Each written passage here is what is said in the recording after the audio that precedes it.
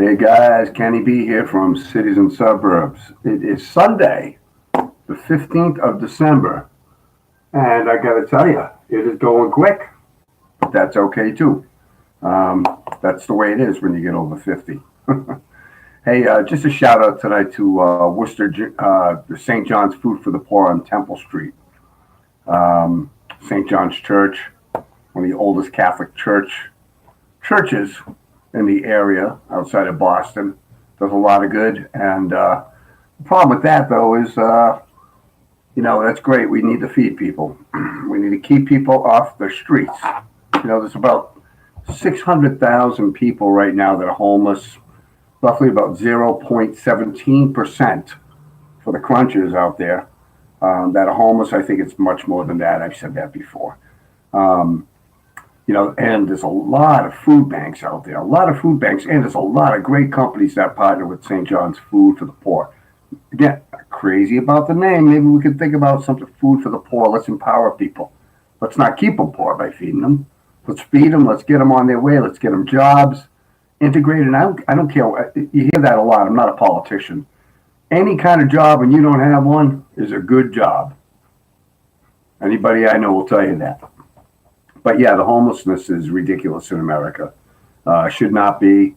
Corporations, I don't think they do their part once a year because it feels good, you know.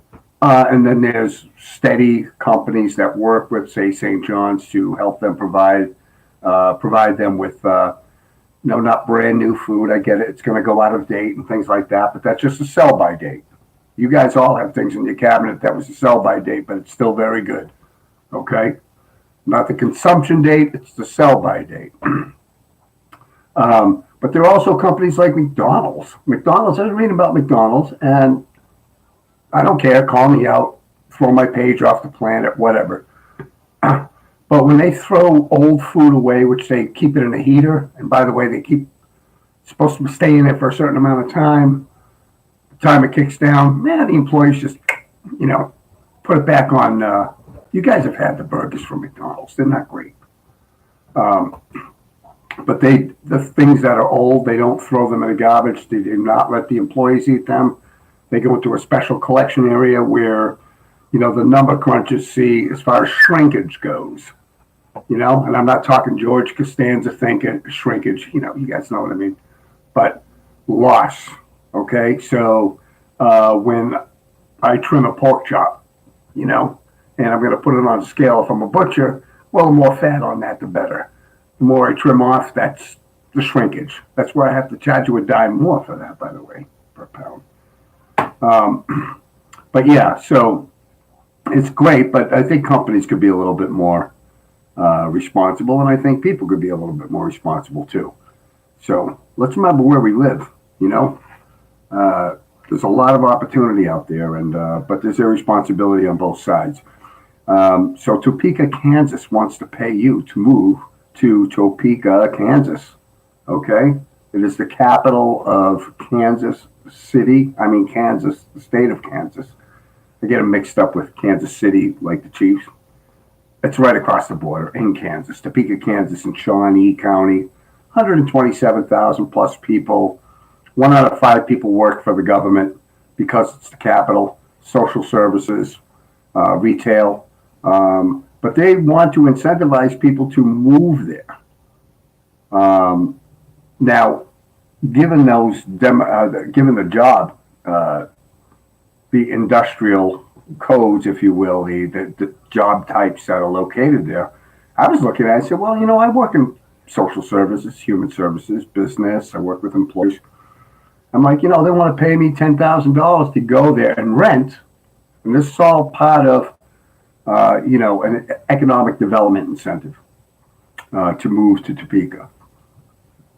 I mean, that's questionable too. Why would you want to do that? But it has to be sustainable. You can't have 10,000 people tomorrow descend upon Topeka. Where are they going to live? So you're incentivizing people to live there. Is there enough living space? Is there enough houses? Are there enough jobs? But I think the campaign's pretty cool because they're saying, hey, it's a good place to live. It's a good quality place to live. It's not a big, big city. as most capitals aren't, like Albany with compared to Manhattan. But if you want to move there, get a job that fits your job profile to rent, they're going to incentivize you with $10,000. To buy a home, it's going to be $15,000. Now, I'm sure it's not like, here you go, Ken. Now, I'm sure there's a lot more to it. I mean, Worcester did that through our economic, development initiatives where first-time home buyers, particularly in lower income areas, incentivizing people to live there. Totally get it, And you know what? Cities do it too. They encourage it with business. Move here and relocate your company here. We're going to give you a tax incremental financing, a TIF, tax incremental financing. Anyway, we'll see what happens, but I just wanted to share that with you guys tonight. It is the 15th of December. Hope your shopping's going well. Let's not be too crazy, and I mean crazy, credit crazy. Okay? Don't spend what you don't have. You won't hurt anybody's feelings. You won't hurt anybody's feelings. So let's remember that, all right? And by the way, I heard a saying the other day.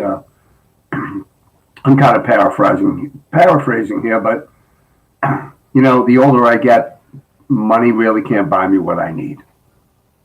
Think about that, guys. All right? Take care. Have a great night. We'll see you next time on Wednesday. Take care. Kenny B.